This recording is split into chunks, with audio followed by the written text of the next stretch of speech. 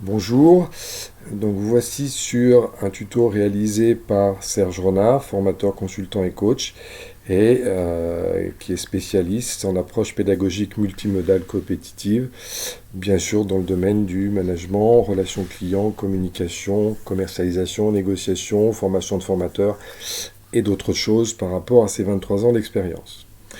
Alors, en ce qui nous concerne, j'avais évoqué dans un précédent tuto le profil motivationnel avec son plan d'action.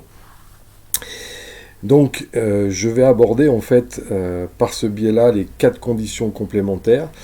Alors, je rappelle que le profil motivationnel avec le plan d'action consistait à savoir ce qui allait ou ce qui n'allait pas et ce qui était important ou pas important sur les facteurs porteurs d'insatisfaction pour effectivement régler les problématiques.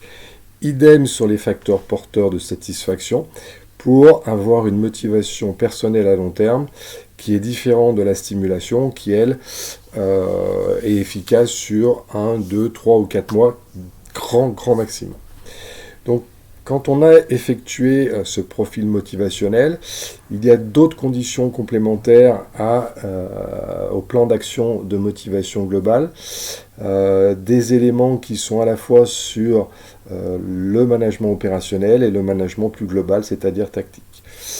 Donc 4 conditions complémentaires. Il faut qu'effectivement la tâche soit VARIF, soit VIE, qu'il y ait des notions de renforcement et qu'il y ait la notion d'équité. Donc chose que je vais développer un tout petit peu plus.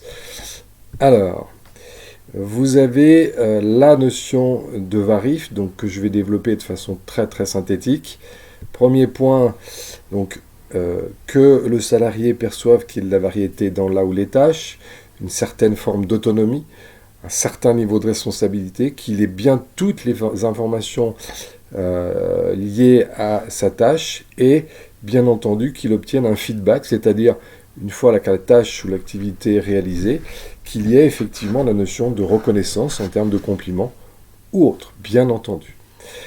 Ensuite, deuxième condition complémentaire, donc aux facteurs porteurs de satisfaction et d'insatisfaction, pour obtenir un comportement orienté vers l'effort et la performance, c'est l'outil VIE.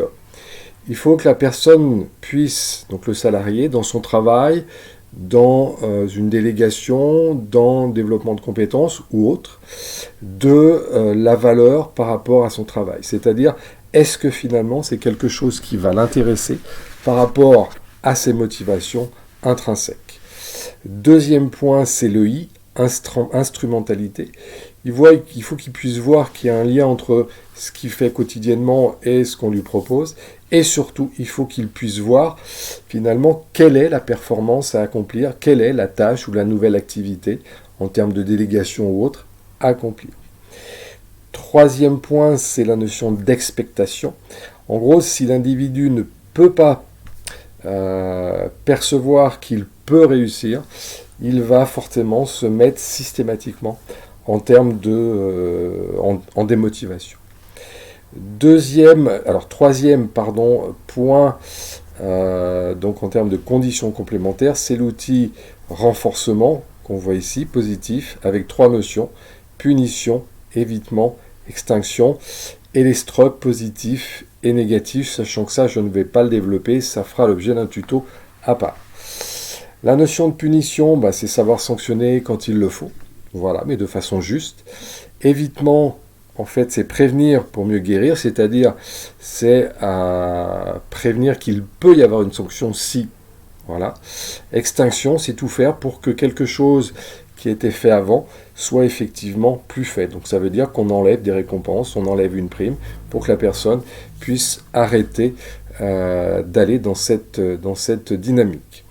Par exemple, s'il développait les grands comptes sur une certaine région, on enlève les commissions sur ce développement de grands comptes dans telle région, et du coup, la personne va arrêter de le faire.